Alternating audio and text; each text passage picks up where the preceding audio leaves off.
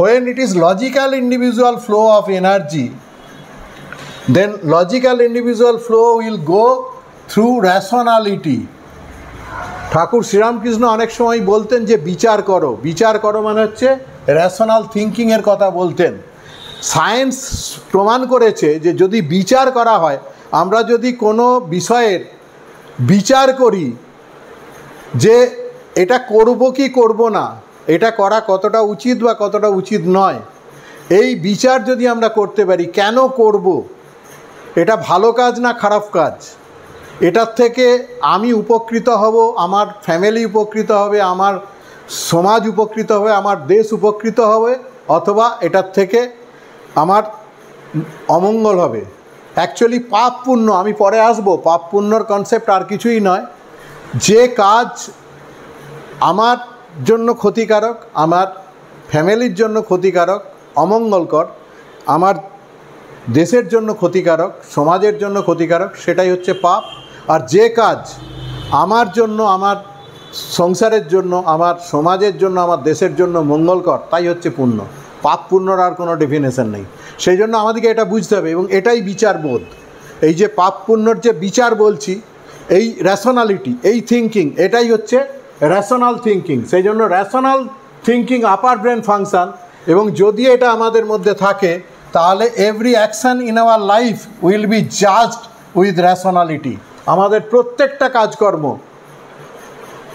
এই বিচার দিয়ে আমরা দেখতে পাবো, এবং যদি আমরা এটাকে বিচার করতে পারি তাহলে আমাদের মধ্যে এই আপার ব্রেন ফাংশান আস্তে আস্তে আস্তে আস্তে জাগ্রত হবে। আমি দেখাবো, এবং আমরা ধীরে ধীরে ধীরে ধীরে আমাদের এভলিউশন অফ চৈতন্যের দিকে যাব, এবং আমরা পশুত্ব থেকে মনুষ্যত্ব, তার থেকে দেবত্বের দিকে উন্নীত হতে পারবো। আমি প্রমাণ করব সায়েন্স দিয়ে।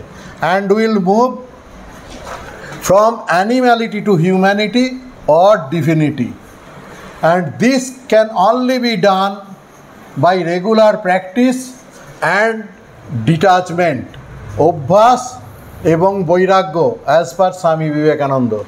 স্বামীজি বললেন যে যদি আমাদেরকে মানুষ হতে হয়, স্বামীজি বলেছিলেন যে এসো মানুষ হও। তো এই মানুষ হতে গেলে, আমাদের মধ্যে মনুষ্যত্বকে জাগরিত করতে হলে, তাহলে আমাদেরকে এই দুটো জিনিস, রেগুলার প্র্যাকটিস মানে অভ্যাস, রেগুলার অভ্যাস করতে হবে, এবং আমাদের মধ্যে ডিটাচমেন্ট মানে বৈরাগ্য, এইটা আনতে হবে। যদি আমরা আনতে পারি, এই আনাটাই হচ্ছে আপার ব্রেন প্র্যাকটিস। এই আপার ব্রেন আর লোয়ার ব্রেন প্র্যাকটিস মানে এটা নয় যে লোয়ার ব্রেনকে আমি দাবিয়ে দিতে পারি, লোয়ার ব্রেনকে রিপ্লেস করতে পারি বাই আপার ব্রেন। আমি দেখাবো যে কিভাবে আমরা রিপ্লেস করতে পারি। সুতরাং এই হচ্ছে, যদি আমি মানুষ হই তাহলে এটাই হবে আমার গোল, এবং এটাই হবে আমার life. Logical individual flow of energy or lawful individual flow of energy, এগুলো সবই আমার নিজের করা। একটা ওয়ার্ডকে লেটার ওয়াইজ ভেঙে তার যে ইনার মিনিং, এটা আমি করেছি, এবং আমি আমার নিজের জীবনে ভীষণভাবে কাজে লেগেছে। আমি এটার উপরে লাস্ট 20-25 বছর কাজ করছি, ভাবছি, এবং আপনাদের কাছে ব্যাপারটা আনার চেষ্টা করছি।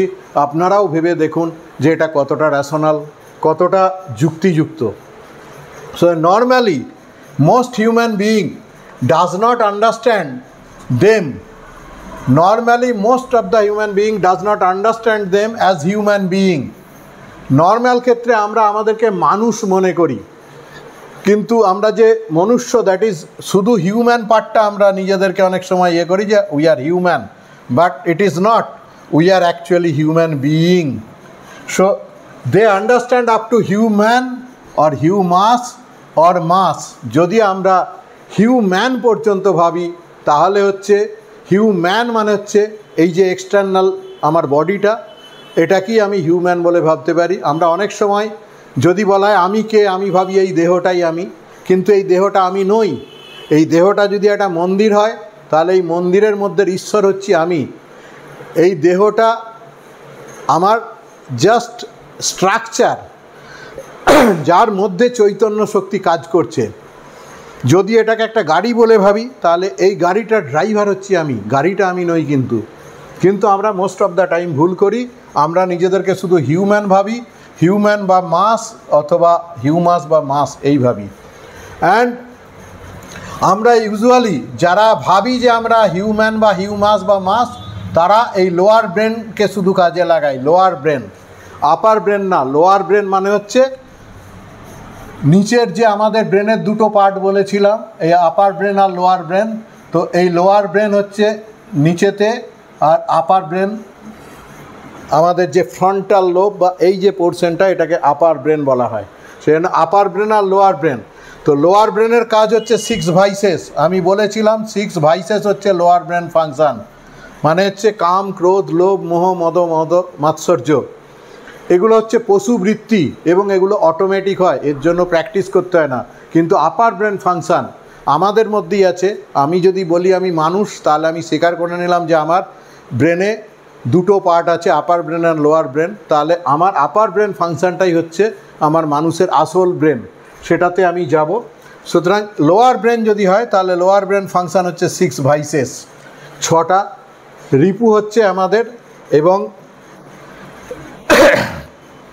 এইগুলোই হচ্ছে আমাদের হ্যাবিট। যেটা হ্যাবিটকে আমাদের সেকেন্ড নেচার বলা হয়, মানে যে নেচারের মধ্যে আমরা জন্মেছি, এই যে জগৎ সংসার, এই যে নেচার, এই যে প্রকৃতি, এটাকে আমরা বলি ফার্স্ট নেচার। অ্যান্ড আমাদের যে প্রবৃত্তি, আমাদের যে টেন্ডেন্সি, আমাদের সেই হ্যাবিট, এই হ্যাবিটগুলোকে আমরা বলি সেকেন্ড নেচার। অ্যান্ড আমরা অনেক সময় জন্মের পর জন্ম এই যে প্র্যাকটিস, এই প্র্যাকটিসটা করতে থাকি। মানে আমাদের এই যে 6 ভাইসেস, আমাদের ষড়রিপু, এটা ইভেন প্রত্যেক পশুর মধ্যে আছে, মানুষের মধ্যেও আছে। এবং আমাদের নর্মাল সায়েন্সও প্রমাণ করেছে যে আমরা পশুর থেকেই মানুষে উন্নীত হয়েছি। যেটা আমি বলেছি এটা সায়েন্টিফিক্যালি প্রুভড হয়েছে। চার্লস ডারউইনের থিওরিতে হলেও আমরা দেখতে পাবো যে সার্ভাইভাল অফ দ্য ফিটেস্ট, কীভাবে একটার পর একটা প্রজাতি সার্ভাইভ করছে এবং সার্ভাইভাল অফ দ্য ফিটেস্ট হচ্ছে, এবং তারপরে আর একটা প্রজাতির উদ্বর্তন হচ্ছে, উদ্ভাবন হচ্ছে। মানুষ কিভাবে বাঁদর থেকে শিম্পাঞ্জি, তারপরে কিভাবে সেপিয়ান্সে, হোমো হ্যাবিলিস থেকে হোমো সেপিয়ান্সে ডেভেলপ হলো সেটা। সুতরাং এই যে নেচারটা, আমাদের যে 6 ভাইসেস, সেটা কিন্তু আমাদের মধ্যে অলওয়েজ আছে, আমরা ওটা নিয়েই জন্মেছি। সেই জন্য we don't have to practise, আমাদেরকে এটা প্র্যাকটিস করতে হবে না। আমাদের লোয়ার ব্রেন ফাংশন আমাদের প্র্যাকটিস করতে হয় না, ইট ইজ ন্যাচুরাল, এটা অটোমেটিক হয়, এটা reflex. No physical or mental training is required, no physical or mental training is required for this. Lower brain ফাংশনের জন্য কোনো ফিজিক্যাল বা মেন্টাল ট্রেনিং দরকার হয় না। সেই জন্য আমরা খুব সহজে 99.99% মানুষ আমরা এই কাজটা খুব সহজে করি, এবং আমরা কোনোদিন ভেবেও দেখি না যে আমরা যে মানুষ হিসেবে জন্মেছি, মানুষের কাজ করছি কিনা। মান আর হুঁশ এই ব্যাপারটা আমাদের মধ্যে আছে, কিন্তু আমরা করছি কিনা বা আমরা এটাকে ফলো করছি কিনা। সেই জন্য স্বামীজি এক জায়গায় বললেন যে যদি তোমরা কিছু মনে না করো তাহলে একটা কথা বলি, জগতে খুব কম মানুষই পশুর চেয়ে খুব কমই উন্নত।